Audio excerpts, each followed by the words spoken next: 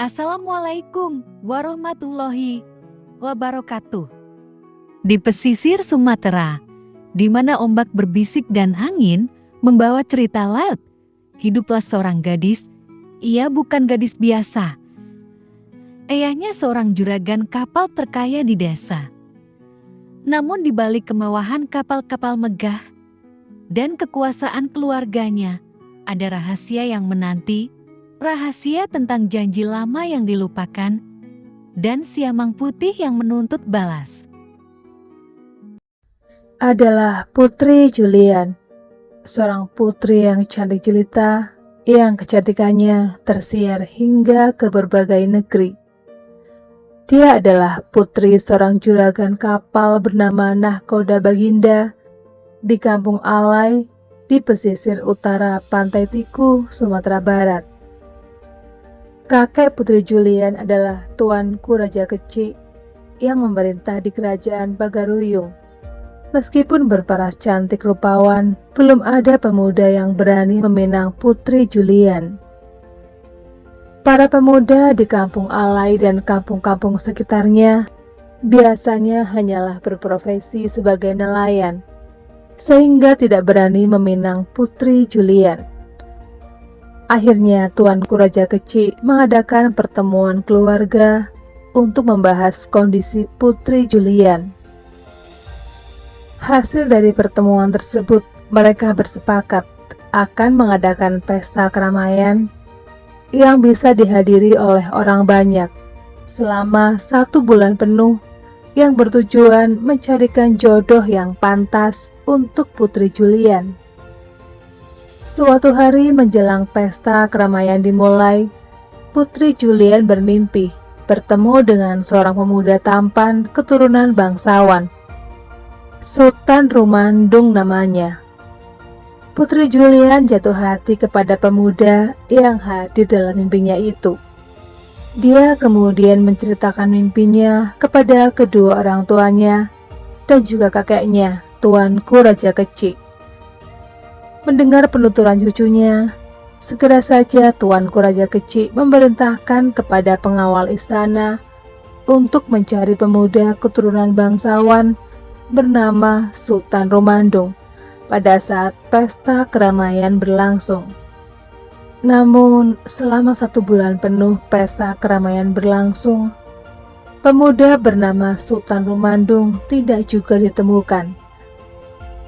Tidak kehabisan akal demi kebahagiaan cucunya, Tuanku Raja Kecik meminta ahli nujum di istana untuk mendatangkan Sultan Rumandung ke Kampung Alai dimanapun dia berada. Dengan kesaktian yang dimiliki oleh para ahli nujum, entah bagaimana caranya, akhirnya Sultan Rumandung datang ke Kampung Alai. Seorang prajurit kemudian memberitahukan kepada Tuanku Raja Kecik bahwa sebuah kapal yang dinahkodai pemuda bernama Sultan Rumandung berlabuh di dermaga. Tuanku Raja Kecik tentu saja gembira dan meminta para prajurit untuk membawa Sultan Rumandung ke istana. Ketika melihat pemuda tampan itu, jantung Putri Julian berdetak kencang karena pemuda di hadapannya itulah yang hadir dalam mimpinya. Putri Julian kemudian memberitahukan kedua orang tua dan kakeknya bahwa pemuda itulah yang bernama Sultan Rumandung. Si pemuda kemudian menjelaskan bahwa dia bernama Sultan Rumandung yang terpaksa melabuhkan kapalnya di dermaga. Dia juga menjelaskan bahwa dirinya adalah seorang saudagar dari negeri seberang. Tidak menunggu lama, Tuanku Raja Kecik kemudian menawarkan kepada Sultan Rumandung untuk menikahi cucunya, yaitu Putri Julian. Sultan Rumandung tentu saja bersedia menikah dengan putri secantik Putri Julian. Hanya saja dia meminta izin untuk mencari harta lebih banyak sebelum menikah dengan Putri Julian. Sebelum pergi meninggalkan Kampung Alai untuk melanjutkan perniagaan, Sultan Rumandung dan Putri Julian bertunangan. Sebelum pergi, Putri Julian meminta tunangannya untuk berjanji sumpah setia.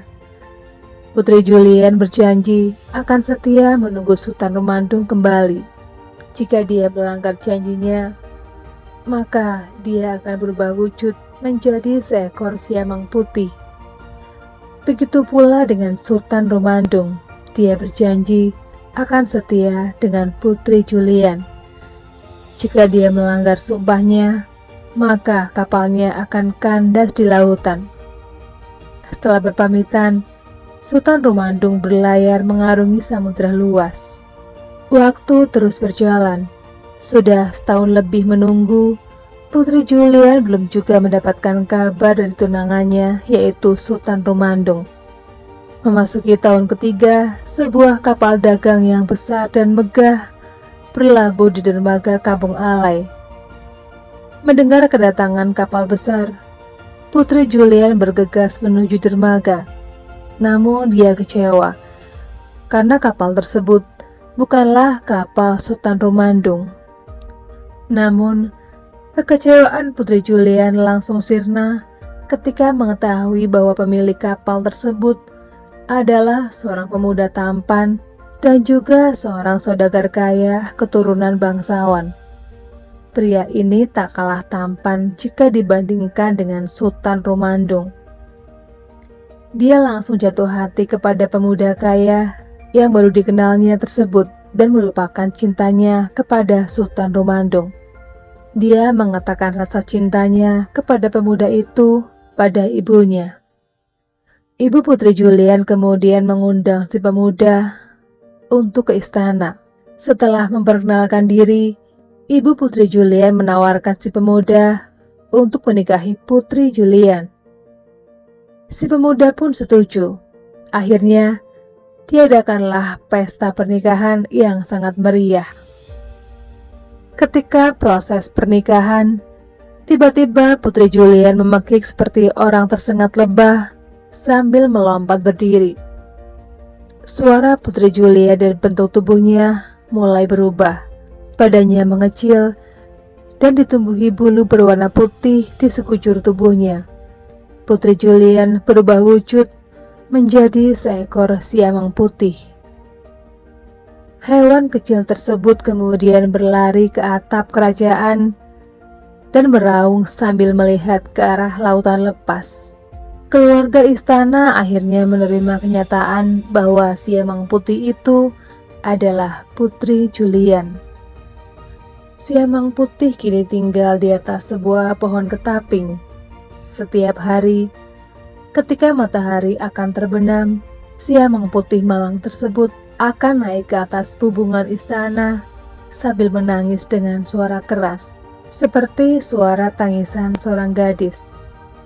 Si hewan kecil terus menatap lautan lepas, menunggu kedatangan Sultan Rumandung tunangannya.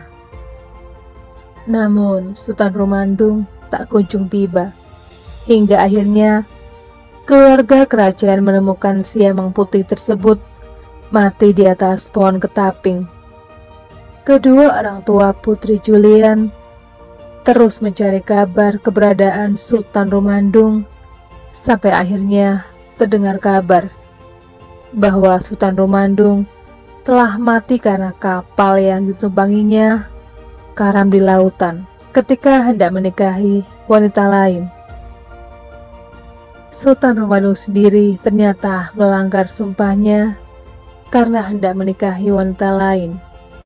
Legenda ini bukan tentang kekayaan atau kekuasaan, ini adalah kisah tentang janji yang terucap di bawah cahaya bulan di hutan keramat, dan ketika janji itu diingkari, bukan hanya satu nyawa yang terancam, tetapi seluruh kehidupan di desa pesisir itu. Wassalamualaikum warahmatullahi wabarakatuh. Jangan lupa subscribe dan like ya.